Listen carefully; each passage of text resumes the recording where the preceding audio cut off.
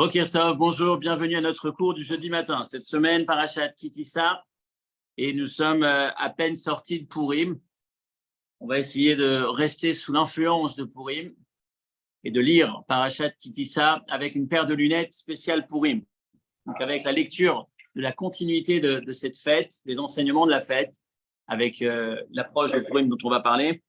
Essayer de voir comment est-ce qu'on pourra lire la Parashat cette semaine et comment est-ce qu'on pourra s'inspirer de cette paracha pour notre époque où l'on entend de plus en plus la critique profonde et probablement réelle.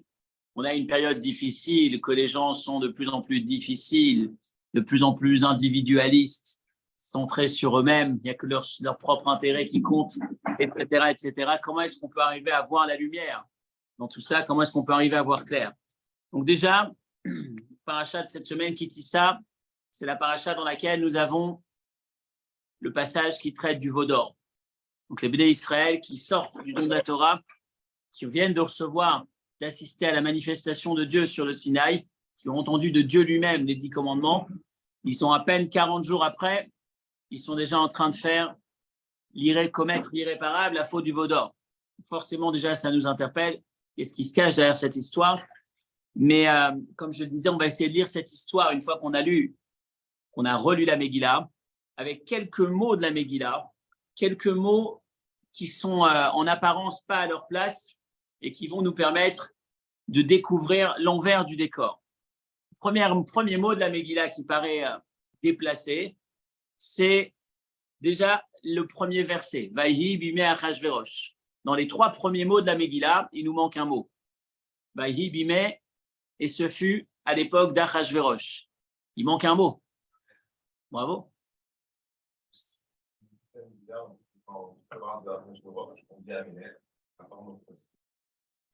Voilà, on a monté du level là. Alors là, ce matin,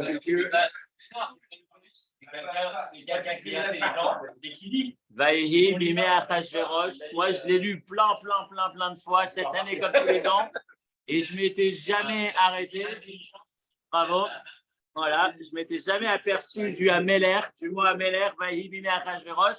Mais ce qui est intéressant, c'est la phrase qui suit. Hu Achashverosh hamoler. Et ce fut à l'époque d'Achashverosh. Achashverosh, il règne de Hodouj jusqu'à Couche, sur 127 provinces. Donc on va nous dire qui règne, hamoler, monsieur qui règne. Mais habituellement, on ne dit pas monsieur qui règne, on appelle ça le roi. Le titre, c'est Vayhi bimei hamelech Achashverosh. Et ce fut à l'époque du roi Achashverosh. Le titre qui aurait dû être présent dans les premiers mots de la Megillah, on ne voit pas. Il est partout dans toute la Megillah. De manière générale, il s'appelle le roi Achashverosh. La question est pourquoi dans le premier verset, la première fois qu'on le présente, il s'appelle Achashverosh, Achashverosh qui régnait. Mais c'est le roi Achashverosh. Et dans ce mot, on va découvrir l'envers du décor. On va entrer dans la Megillah, on va trouver qu'il y a encore quelques autres mots, en tout cas en particulier un qui est déplacé, qui va nous interpeller, qui va nous permettre de découvrir l'histoire derrière l'histoire. Mais pour reprendre un peu la structure du cours, pour avoir un plan un peu plus lisible, la première grande question, donc la direction, c'est d'arriver à comprendre notre époque, la difficulté de notre époque, en comprenant la paracha de la semaine, l'époque du veau d'or, et pour cela, en comprenant ou en relisant l'histoire de Purim. Voilà le plan du cours en 3 temps. La finalité, c'est notre époque aujourd'hui, là où la société est de plus en plus difficile, de plus en plus demandeuse, de plus en plus centrée vers elle-même, les gens sont centrés vers eux-mêmes, l'obscurité de notre époque, le pessimisme parfois dans lequel on se lève en se disant est-ce que vraiment on peut faire quelque chose, est-ce que vraiment on arrive au bout, est-ce que la société, on peut dire qu'elle nous annonce les signes de Mashiach, c'est tellement difficile. Ou alors déjà à l'échelle du quotidien, quand on gère son entreprise et qu'on est face à ses employés qui sont de plus en plus tournés, centrés sur eux-mêmes, à exiger encore et encore et à se démener de moins en moins, à en faire de moins en moins et à en demander de plus en plus, ça déstabilise de temps en temps. Donc on va voir ça en regardant le veau d'or, la paracha de la semaine, et en regardant Purim. La première question autour de Purim, merci beaucoup, la première question autour de Purim, c'est forcément la question. Comment se fait-il que vous avez dans votre première référence sous vos yeux, la Gemara Megillah, la page 7, la Gemara Megillah qui ne rigole pas qui parle très sérieusement et qui nous dit Amar Rava nous enseigne Chayav inish levasum befuraya ad deloyada ben Aru Raman levaruch Mordechai. Un homme est obligé à Purim de boire de l'alcool, ce qui a été probablement le cas de la plupart d'entre vous, à part ceux qui regardaient, les autres regardent boire. La joie de Purim, c'est obligé de boire plus, jusqu'à confondre Mordechai et Aman. Et chaque année, c'est la question de Purim. Depuis quand? Pourquoi est-ce qu'on doit boire tellement? Pourquoi cette marque de joie spéciale? Dans les mots du Rabbi Shneur Zalman, vous sautez un peu la partie d'après, Rabbeinu Hazaken dans la première référence, Torah or Megillat Esther, Mipnema Simchat Purim Gdola Harbe Misimchat Yom Tov. Comment se fait-il qu'à Purim, on nous demande de nous réjouir plus encore qu'à n'importe quel autre jour de fête? Par exemple, Nasubaim Nisim Abotenu, Pesach, on a eu la sortie d'Égypte, l'ouverture de la mer Rouge, Shavuot, le don de la Torah.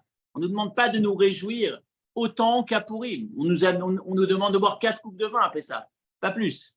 À Purim, on nous demande ad deloyada, d'aller au-delà. Pourquoi cette joie tellement importante? Et comme vous l'avez dans la référence précédente, enfin au milieu dans le passage que je viens de sauter, c'est authentique, c'est pas une blague, c'est sérieux. La Gemara nous dit, dans la Megillah, il est rapporté Alken ayudim aperazim ayojvim bare aperazot aussi metyom ba'asal chodesh adar simcha ou mishte ve yom tov. Simcha, la joie, mishte, un repas, un festin, yom tov, un jour de fête. Le Khatam Sofer va dire simcha ou mishte. Pourquoi est-ce que tu parles de joie dans la Megillah plus de festin? Normalement, dès que tu dis joie, automatiquement, il y a déjà de la viande et du vin. Pourquoi est-ce que tu as besoin de préciser festin? À chaque fois qu'on nous demande de fêter un jour dans la joie, on a l'obligation, un jour de fête, de manger de la viande et de boire du vin. C'est le principe des Yom, des Yamim Tovim, des jours de fête. Pourquoi est-ce que la Megillah précise et Mishte et Simcha? Et le Khatam Sofer va dire Efshar Mizeh Lamdou Mishte Yetera Dechayav Evasume. Il y a le mot Mishte en plus, ce festin en plus, ce serait la racine de l'alcool supplémentaire, de cette joie de boire de trop, d'aller au-delà des limites en faisant attention, bien évidemment, malgré tout, à ne pas enfreindre les règles, à ne pas transgresser. Mais encore une fois, boire de plus, c'est la mitzvah de Purim, presque la mitzvah. À part les 4 mitzvot qu'on connaît, les éléments techniques de Purim, là où ça va se distinguer, la Gemara raconte que Rabbi et Rabbi Zera se sont invités. Ils ont fait un festin, c'est un des grands cours de Purim. À chaque fois, on s'interroge. Enfin, on l'a pas vu depuis très longtemps, mais 2 maîtres du Talmud qui se sont invités, qui ont bu tellement qu'un s'est levé et a tué, a égorgé son ami. Alors, la Gemara va dire, les commentaires vont dire qu'il ne l'a pas véritablement tué. Il lui a donné trop d'alcool jusqu'à ce qu'il se soit étouffé. Quoi qu'il en soit, quand on lit ce texte, on s'aperçoit que cette dimension de boire de trop à Purim, c'était réel, c'est ce qui se passait. Ce n'était pas simplement une phrase sortie pour mettre l'accent sur la joie importante, mais il y a l'obligation de boire tellement. Et la question se pose, pourquoi cette joie spéciale à Purim, plus encore que dans les autres fêtes, où il y a eu des grands miracles, où il y a eu aussi des vraies raisons. Et je vais vous dire, Yom Tov, la notion de chômer, de s'arrêter de travailler, c'est pas présent. À Purim, on peut prendre sa voiture. À Purim, on peut allumer son téléphone, chose qu'on ne peut pas faire à Pessah. Et pourtant, c'est à Purim qu'on a besoin de manifester cette joie en plus. C'est pour ça que je me suis pris là sur Michel, dans les Yom Tov, c'est obligatoirement, il y a un repas. Quand on n'est pas Yom Tov. Le on va dire, il n'y a pas de joie sans vin et sans viande. Le vin et la viande, ça rajoute la joie et c'est le symbole qu'on va voir dans l'ensemble des jours de fête du calendrier juif. Donc ça, c'est notre première interrogation, c'est la question de Purim. Et on va la voir aujourd'hui sous un angle particulier, voir quelle est la cause de cette joie spéciale de Purim. Et la deuxième question sur Purim, toujours dans notre plan, la deuxième question sur Purim est comment se fait-il que alors on reprend un peu l'histoire, 2400 ans en arrière, on est 70 ans après la destruction du premier temple, notre peuple est exilé, depuis 70 ans on n'est plus à Jérusalem, on est en exil, tout se passe bien, les gens sont heureux, a priori tout va bien, et on a le roi Achashverosh qui organise un festin pendant 180 jours. Rappelez-vous, ce festin de 6 mois a été instauré à 3 ans après qu'il soit devenu roi. Est-ce que vous avez déjà posé la question, pourquoi est-ce qu'il fait son festin 3 ans après? Et pourquoi 3 ans après? Oui, 70 ans par rapport à ça, oui, j'entends. Oui. Ça, c'est. Oui, pardon. Ça, c'est l'explication, on va dire, profonde. Enfin, profonde. Non, quand je dis profonde, c'est en rapport avec le temple, etc., les ustensiles. Mais au niveau de l'histoire technique, pourquoi est-ce qu'il fait ça 3 ans après? Hein? Alors, l'idée qui est rapportée de la façon la plus simple, c'est juste. Les deux sont justes, mais la façon la plus superficielle, la plus simple, c'est la réponse à notre question tout à l'heure. Pourquoi le mot Amelech n'est pas présent? Vaïhi bimé Achashverosh. Et ce fut à l'époque d'Achashverosh. Pourquoi pas et ce fut à l'époque du roi Achashverosh parce qu'il n'était pas roi. Achashverosh ne devait pas être roi. Hamolech. Alors, il y a 3 versions. Hamolech, c'est qu'il régnait, mais il n'était pas roi. Il s'était emparé du trône, ce qui n'est pas la même chose. Vaïhi bimé Achashverosh, je reviens sur la toute première question, la première anomalie de la Megillah. Pourquoi est-ce que le mot roi n'apparaît pas? Parce qu'il n'est pas roi. Il a un talent, c'est un grand dirigeant, beaucoup de charisme, mais roi, il n'est pas. Alors, il y a 3 versions comment il est devenu roi. La première version, c'est son talent. Il a réussi à faire ce qu'il faut pour s'imposer, faire une forme de putsch et devenir le roi. La deuxième, c'est qu'il a une intelligence particulière, il a su soudoyer avec son argent ce qu'il fallait, les bonnes personnes pour arriver à être au bon moment, à la bonne place. Et la troisième, la plus simple, et celle qui nous concerne aujourd'hui dans le cadre de ce cours, c'est effectivement sa femme, qui, elle, était de famille royale de Babylone, plutôt de Bagdad, on va dire, d'Irak.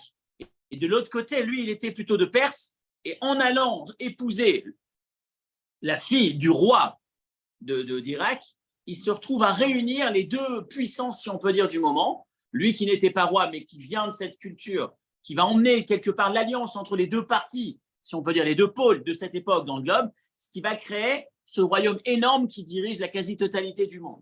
Mais il va devenir roi, Hamolech, il s'impose roi, parce que marié à la fille du roi d'une partie du monde, à ce moment-là, et c'est la raison pour laquelle il attend 3 ans avant de faire son festin, pour être sûr qu'il est bien installé dans la partie technique, sans aller jusqu'au bout de ce que tu disais.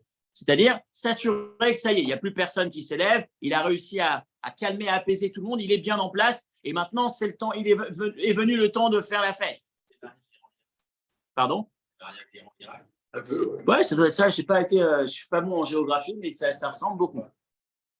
Donc, on a la réponse, pourquoi est-ce qu'il n'est pas Melech? Parce qu'il n'est pas Melech, il n'est pas roi. Il s'impose roi. Hamolech, il règne. Il règne concrètement, de fait, il est roi, mais il n'est pas roi à la base. Il n'y avait rien qui le prévoyait, qui le préparait, qui le prédestinait à être roi, parce qu'il n'est pas d'une famille royale. Et qu'est-ce qui se passe? Donc, il attend ces 3 ans. Ok, il fait son festin. Le premier festin pendant 6 mois, c'est le festin avec les aristocrates, avec la haute société.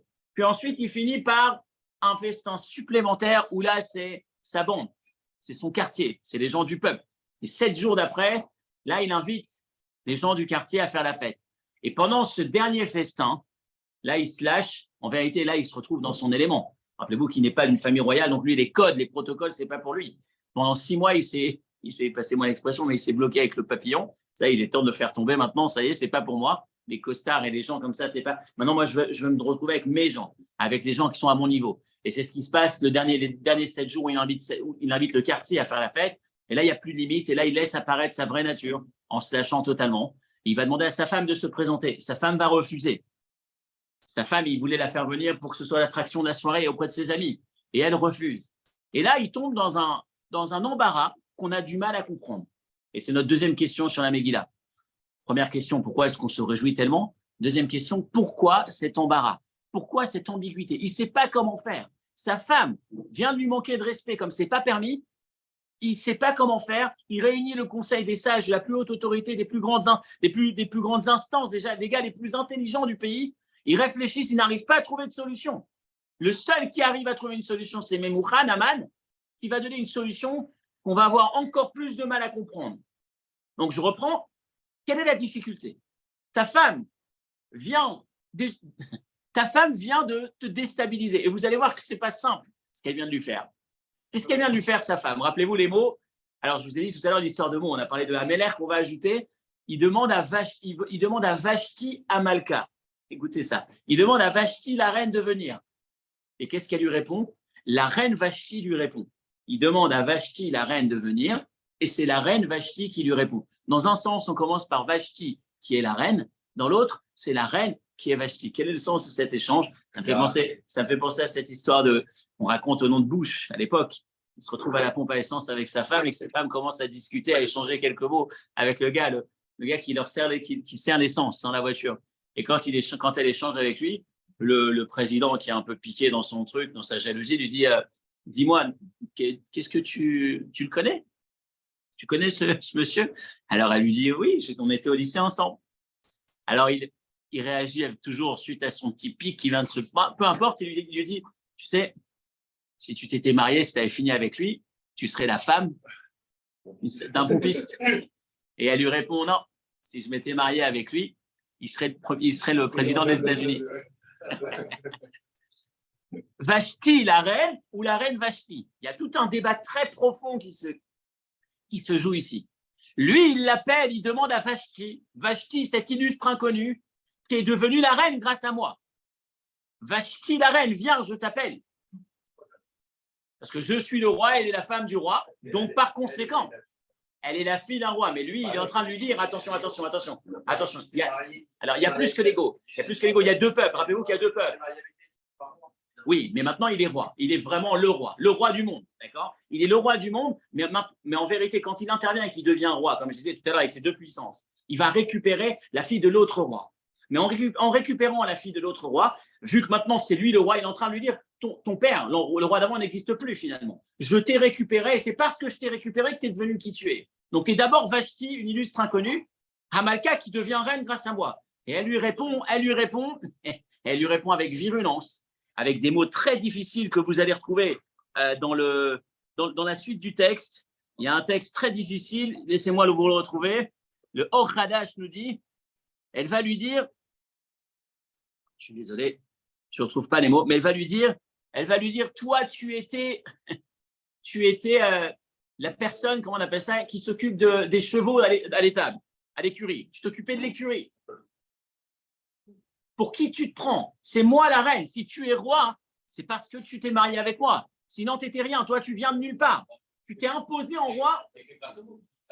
Non, les mots, c'est l'indication. C'est l'histoire derrière l'histoire. C'est les mots qui t'indiquent ce qui se passe. Voilà, exactement. Et toujours dans les mots, vous prenez la Megillah, la Gemara Megillah à la page Yud Bet, c'est dans la référence. Alors, j'ai plus les mêmes. Excusez-moi, je vais essayer de vous trouver le texte. La référence, deuxième référence, le troisième paragraphe. Vaiktsof Amelech Meod. La Megillah dit qu'il est entré dans une colère folle, le roi. Il s'est très énervé. Et le verset continue. Oui, bien sûr. Mais c'est sa vraie nature qui intervient. Mais on va essayer de décoder ce qui s'est passé. Écoutez ce que la Gemara dit. Lama bar kolkar. Pourquoi il est tellement en colère? Et Rava lui dit, Shalchalo, elle lui a répondu, Shomer asusim shelaba. Toi, tu étais celui qui s'occupait des chevaux de papa. Abaya sotek moelef anashim. Mon père buvait 1000 personnes sans devenir saoul. Vea gever azeh mishtate beyino. Et toi, à peine t'as bu, tu deviens fou, tu commences à délirer, tu me demandes de venir nu. C'est la Gemara Megillah. Le Malbim m'explique, il y a deux expressions. Quand il se met en colère, la Megillah, elle précise ces mots, toujours dans l'histoire de mots de la Megillah. La Megillah dit, Vaiksof amelech meod, le roi s'est mis dans une grande colère, Vachamato ba'aravo, et sa colère a brûlé en lui. Deux fois la même phrase. Quel est le sens de cette doublette? Pourquoi deux fois la même chose? Le Malbim va dire, le commentaire va dire, Hevdel yesh ben ketsef ou ben chema. Il dit, chez Ketsef, il y a deux termes. Il y a Ketsef, la colère, et il y a Chema, la colère. Mais c'est deux formes de colère. Il y a une colère qui éclate à l'extérieur, et il y a une colère qui reste profonde à l'intérieur. Celle qui crée la rancune, celle qui crée cette animosité profonde que va avoir l'individu. Dans l'expression du commentaire, chez Ketsef galouille. Ketsef, c'est la colère révélée, qui saute aux yeux des gens. Les gens voient, tu es en colère, là. Tu es en train d'exploser. Le chema, c'est la colère, mais qui est à l'intérieur, qui ne se voit pas à l'extérieur. Mais par contre, elle est bien là, cette colère. C'est celle qui va le coûter très cher pendant très longtemps. Ou pas Yushneinanim. Le roi avait ces deux colères. Pourquoi? Il s'est pris deux agressions violentes, le roi, avec la réaction de sa femme. Haket Sefaгаlouy, la première colère, c'est l'histoire dévoilée, révélée. L'histoire apparente, c'est je te demande de venir, tu me dis non. Chez Sirva, la Sot Mitzvato Befaresh, il y a publiquement tu refuses de faire ce que j'ai demandé. Et par contre, la profonde colère, Hachema Pnimit, Ashabahara Belibo, c'est que ce qu'elle vient de lui dire, Shalieda, Nibadlukol Marchevotav, il dit tout mon festin de 6 mois, tout ce que je viens de faire, c'était pour montrer que j'étais vraiment le roi. Et en une phrase, tu viens de me dire, il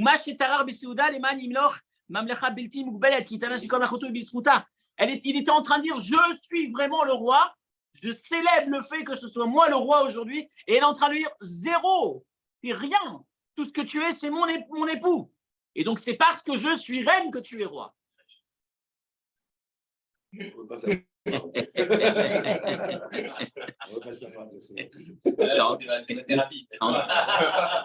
T'as encore vu?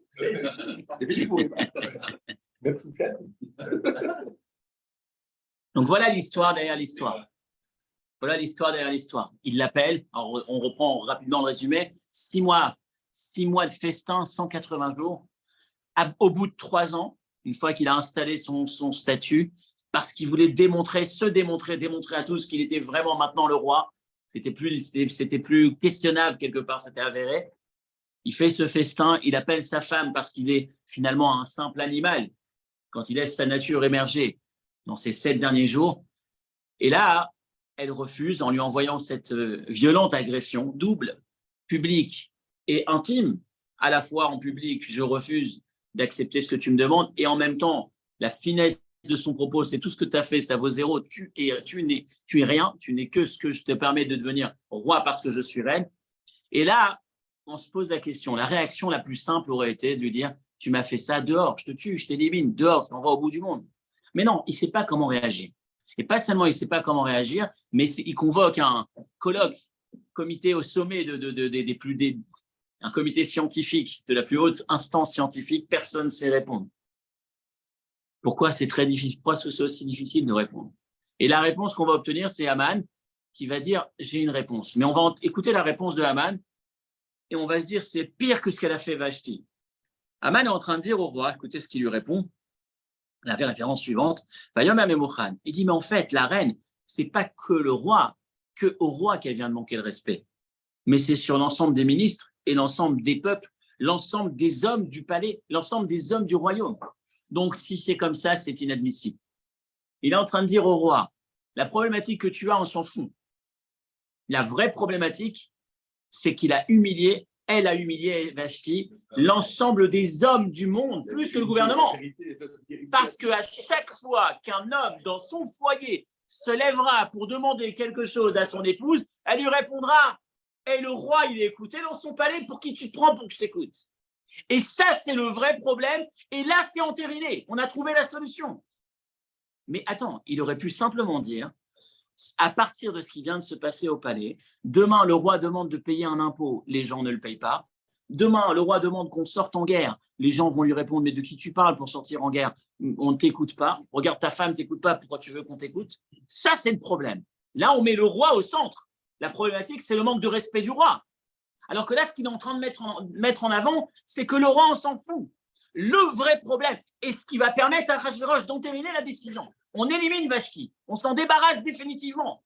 Pourquoi? Parce que dans les paliers, dans les provinces du roi, les hommes chez eux, soit dit en passant, à l'époque, à notre époque, c'est le droit des femmes qu'on essaye de revaloriser. À cette époque, c'était le droit des hommes. Comment les hommes vont faire? Ils n'arriveront plus à placer un mot chez eux à la maison. Comme quoi, l'équilibre n'a pas toujours été le même. Quelque part, ça n'a pas toujours été, c'est pas depuis tout le temps que c'est la femme qui est en dessous. À une époque, c'était l'homme. Mais en tout cas, pour en revenir à notre sujet, comment se fait-il que Memuchan, que Haman donne ce conseil et qu'ils soient entendus? Pourquoi?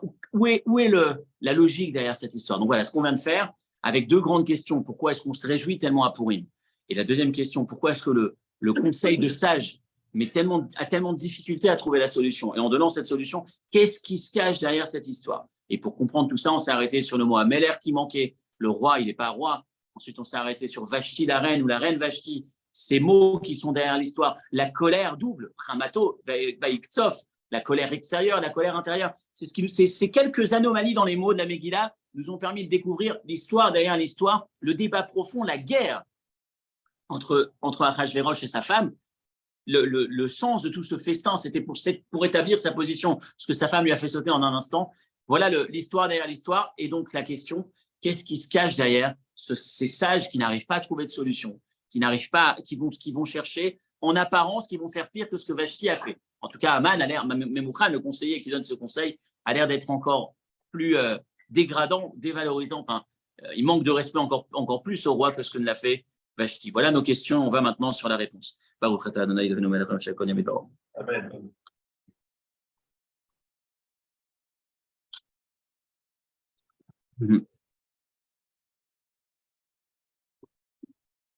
Alors, prenez la référence numéro 3, c'est le début de notre réponse. Et à partir de cette réponse, on va essayer d'aller sur le veau d'or et sur le regard nouveau sur notre époque, le regard différent sur notre époque. L'écoute Sichot, le volume 36, à la page 163. Rashi mefaresh et amilim va'ashetia kadat ein ones. On va s'arrêter à nouveau sur les mots de la Megillah, des mots qui paraissent insignifiants ou anodins à la première vue, et que lorsqu'on s'arrête dessus, on va s'apercevoir qu'il y a toujours une grande richesse et il y a toujours la clé à nos difficultés qui se trouve derrière ces mots. Vehashetia kadat ein ones. Lorsqu'il organise son festin, le roi Achashverosh, ou l'Achashverosh qui devient roi, il nous dit on pouvait boire au palais ein ones sans aucune contrainte. On parlait il y a quelques semaines, Parashat Yitro, le cours sur Parashat Yitro, on parlait du protocole du palais. On parlait de l'Angleterre, avec la reine, on parlait de ces protocoles très précis qui existent au palais. Là, la Megillah nous précise que Achashverosh a demandé la sot kirson ish va ish.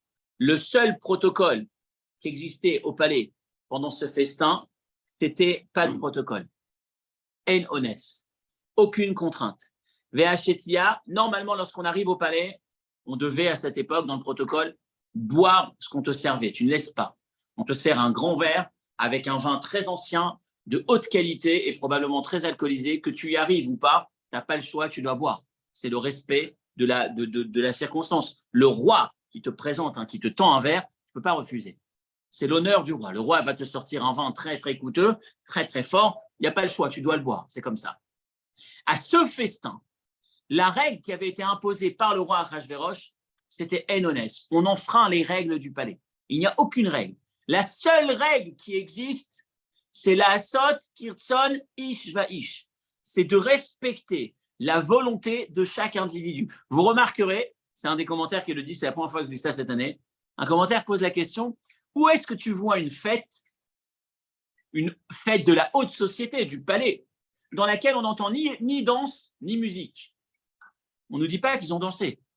On ne nous dit pas qu'il y avait de la bonne musique. Quel type de musique il y avait? Il n'y avait pas de musique, pas de danse. Ah bon? Pourquoi? Comment est-ce qu'on peut imaginer un festin sans musique, sans danse? Et la réponse que le commentaire donne, il faut que je la retrouve, c'est, si je la retrouve facilement, je vous la lis, parce que je l'ai en tête, mais non, je ne l'ai pas ici. C'est que la musique aurait posé un problème. Puisque la règle de ce festin, c'est faire la volonté de chacun de manière individuelle, ça aurait été probablement, s'il avait mis de la musique, c'était au modèle AirPod, où chacun écoute sa musique. Parce que tu ne peux pas dire qu'avec une seule et même musique, imaginez la musique du palais, la musique d'un palais en général. C'est de la musique plutôt fine, plutôt dans un modèle de la haute société, qui correspond rarement à ceux qui ne sont pas de cette catégorie.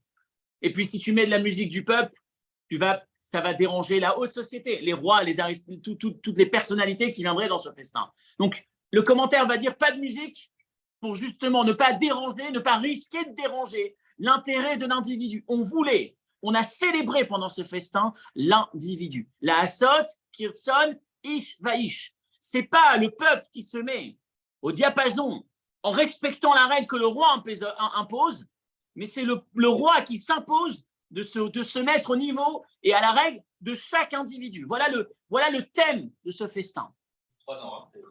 C'est le fameux grand festin. Ce festin a été instauré, la Sod, Kirson, Ishvaïsh, Veashtia, Kradat et Nones, on boit sans imposer. Les fiches Yes ou Dot, continuons avant référence numéro 3, il existe des repas chez Kofin et Tamsoubin, Nishtot, Kligadol. On va imposer au public invité de boire un grand verre de vin. Il y a pour qui c'est difficile de boire, il va pouvoir le boire qu'avec difficulté. Avalkan en ones. Mais dans ce festin, Achashverosh a souhaité qu'il n'y ait pas de contrainte.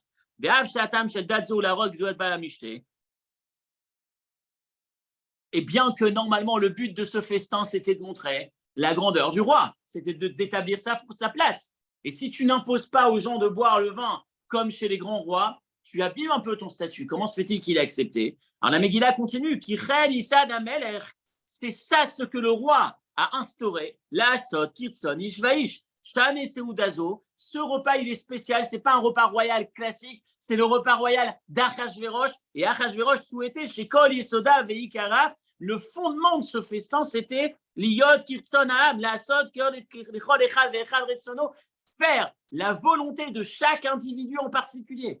C'est la fête de l'individualisme, la fête du peuple chacun dans son individualité. Et c'est là où intervient le débat entre Achashverosh et sa femme. Achashverosh dit, je demande à ma femme, à Vashti, de venir pour amuser la galerie, pour que mes amis soient contents, pour qu'ils puissent profiter davantage d'une attraction supplémentaire pendant ce festin. Et elle lui répond non. Mais qu'est-ce qui se passe? Voilà le dilemme d'Achashverosh. Je ne peux pas lui en vouloir. Elle fait ce qu'elle veut. C'est le sens même de ce festin. Elle est en train de lui répondre, ton rêve, ta volonté, c'est que je vienne, mais ma volonté, c'est que je reste avec les femmes. Ta volonté, c'est que j'amuse les hommes, mais ma volonté, c'est que je reste avec les femmes. Et c'est ce que tu as instauré comme règle. Donc là, il se trouve pris à son propre piège.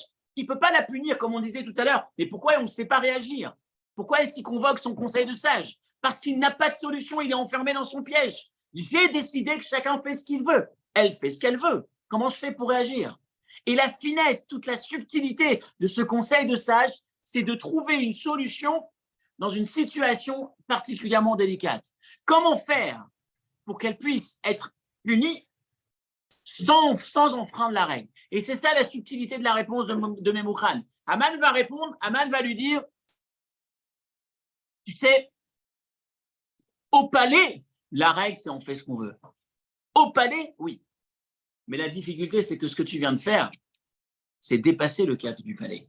Dorénavant, l'impact de ton comportement sort du cadre du palais. Je ne peux pas te sanctionner pour ce que tu viens de faire pendant le festin.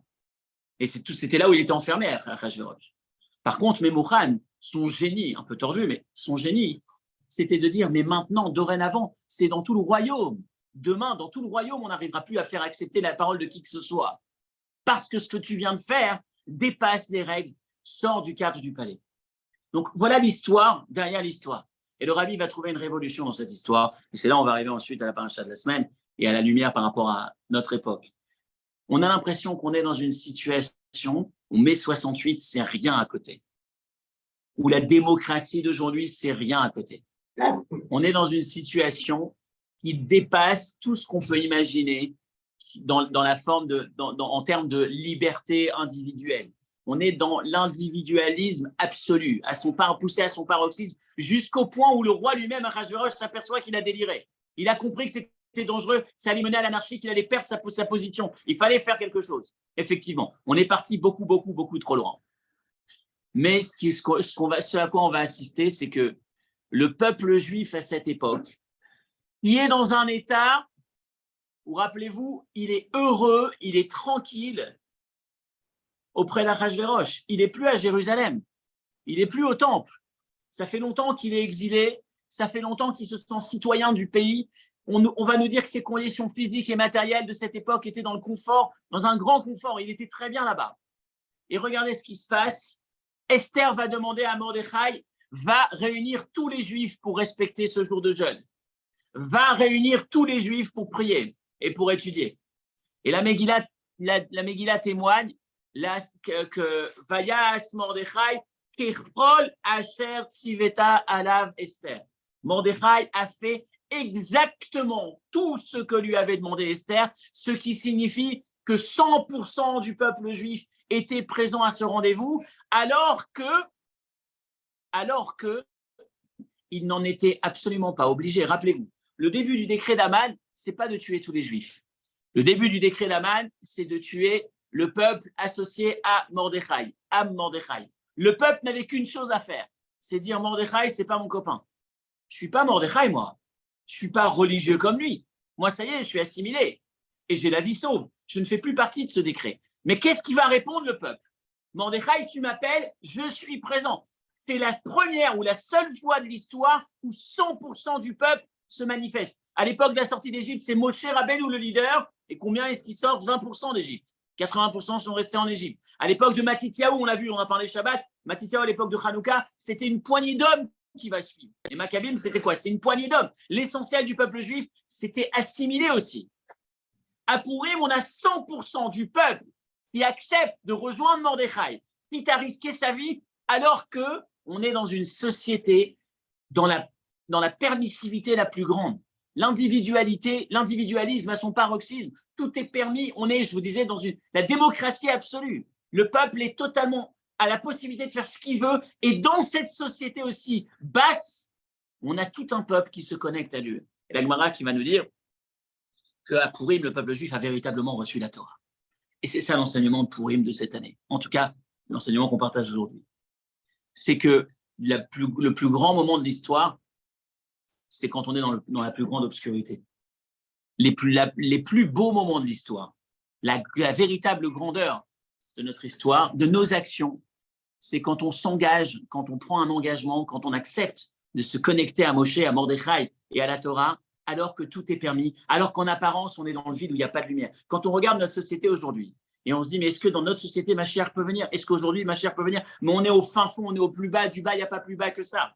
En vérité, l'histoire de la Torah, ou l'histoire de l'humanité vue par la Torah, c'est cette histoire qu'on écrit et qu'on écrit de manière encore beaucoup, beaucoup plus grande lorsqu'il n'y a rien qui nous pousse à l'écrire, lorsqu'on n'est pas poussé. Le don de la Torah, ce n'était pas ça encore.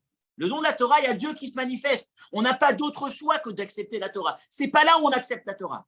C'est à l'époque de Pourim. Et en vérité, c'est même plus qu'à Pourim. Dans un autre Mahamar, celui qu'on étudie Shabbat matin, le Rabbi explique qu'en fait, au moment du don de la Torah, c'est Dieu qui nous impose de recevoir la Torah. Au moment de Mordechai, là, on est vraiment, il n'y a plus Dieu qui nous impose, Dieu n'est plus là, on est en exil. Mais il y a Mordechai plus l'événement, mais Mordechai qui est là pour nous diriger, nous révéler, nous montrer combien est-ce qu'au fond de nous-mêmes, on aime Dieu, combien est-ce qu'on est connecté à Dieu. Après Mordechai, on part en exil. C'est encore plus difficile, mais il y a quand même la souffrance que les gens nous imposent qui nous rappelle qu'on est juif et on reste connecté à Dieu. On est connecté à Dieu, on manifeste notre attachement par la menace de l'antisémitisme. Le pire du pire, c'est notre époque où la plupart du temps, pas tous les jours, mais où on arrive aux États-Unis ou dans la plupart des pays de l'Occident et on vit dans le confort. Il n'y a même plus la menace. Alors, il y a encore aujourd'hui l'antisémitisme, mais on va dire, il y a un moment, il n'y a rien à voir avec l'antisémitisme d'avant, dans un sens, où j'ai plus rien. Tout est accepté, on m'accepte comme je suis. On est dans une ouverture, une tolérance absolue. Il y a un confort, il y a une abondance, il y a une influence quelque part. Il n'y a rien qui nous pousse à rester juif. Et c'est à cet instant, c'est dans ces moments, plus c'est l'être humain qui est présent, plus l'histoire de l'humanité est en train d'être écrite, et plus on se rapproche, on arrive à emmener le monde vers sa destination. Toute l'histoire du monde, selon la Torah, c'est le moment où l'individu va finalement écrire son histoire, et à travers son histoire, l'histoire du monde, va emmener le monde vers sa destination. C'est pas lorsque Dieu est derrière nous, c'est pas lorsqu'on voit la lumière de Dieu à côté de nous, c'est lorsqu'en apparence elle n'est plus, c'est là où on va s'inscrire. Et c'est l'histoire du veau d'or. La paracha de la semaine qui parle du veau d'or, le peuple juif qui tombe tellement bas, mais comment est-ce qu'il peut tomber tellement bas? Et le nom de la paracha qui dit ça, l'élévation, qui ça qui veut dire être élevé. Moshe Rabbeinu à la fin de la paracha qui a son visage qui brille, alors qu'on vient d'avoir le veau d'or à l'étape de la loi brisée. Le sens de cette paracha, c'est aussi de nous rappeler que c'est lorsqu'on tombe tellement bas. Il fallait qu'on tombe tellement bas. Parce que c'est là où on prend les vraies décisions. C'est là où on s'engage véritablement, où on n'est plus accompagné par cette force d'en haut, par Dieu qui brille et qui nous pousse à faire. C'est lorsque l'individu, dans la difficulté, dans l'obscurité apparente, arrive à faire des choix, s'inscrit, c'est là où on reçoit véritablement la Torah. C'est là où on transforme, c'est là où l'individu s'inscrit dans ce projet de l'humanité. Et c'est ça la finalité de la création. Rappelez-vous, 30 versets pour créer le monde. 5 parachiotes, depuis Parashat Teruma, lorsque l'homme crée une maison pour Dieu. Dieu qui crée une maison pour l'homme, c'est 30 versets. Dieu qui crée le monde, ça occupe que les premiers versets de la Torah. Lorsque nous créons, nous fabriquons un tabernacle, un temple pour Dieu, ça c'est 5 parachiotes. C'est la moitié du livre de Shemot. C'est tellement, tellement plus de versets. Pourquoi? Parce que c'est ça la finalité. C'est l'individu qui sait s'inscrire, qui arrive à faire ce choix. Un choix créatif, un choix où c'est lui qui investit. C'est lui qui investit, c'est lui qui s'investit, c'est lui qui initie la relation. C'est lui qui révèle qu'au fond de lui-même, Il n'y a rien qui le pousse, mais il est connecté. Parce que ce qu'il souhaite, c'est justement réaliser, c'est créer cette lumière dans ce monde, c'est créer cette lumière lorsqu'il n'en a pas. Et c'est pour moi, encore une fois, l'orientation que je fais de cette étude, c'est lorsqu'on vit des moments où on a l'impression que la lumière n'est plus, lorsqu'on se retourne autour de soi et qu'on se dit mais c'est pas possible cette société, comment est-ce que chacun est de plus en plus tourné exclusivement vers lui-même, comment est-ce qu'on a de moins en moins de réflexions sensées, ouvertes vers l'autre, on a l'impression qu'on s'éloigne des vraies valeurs, on est de plus en plus dans l'obscurité.